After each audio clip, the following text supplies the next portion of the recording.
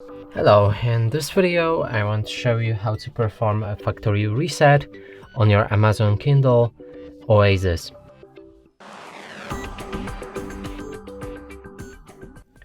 And to do this, first I would make sure that my Kindle is connected to the power, and it will prevent from any future errors. So let me connect that one to the power source. It should start charging now, and now we can begin the process. So if your Kindle is not responding, you will need to perform the soft reset first, and that would mean keep pressing the power key, which is located right here, for around 40 seconds until your device is restarted. Then your device basically should be able to access settings where we will be able to perform the factory reset.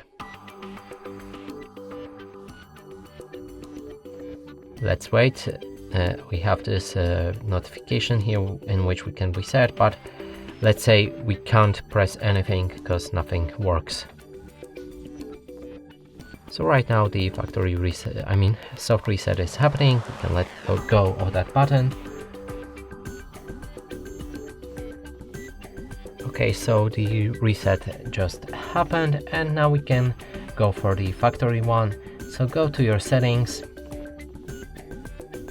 enter the device options. Here is reset your Kindle to its original settings and restart it. And keep in mind that doing this will remove all of the files and basically everything from your device. You will keep your account, but you will need to log in again, and only things on your cloud will be saved when you log in. So let's click yes.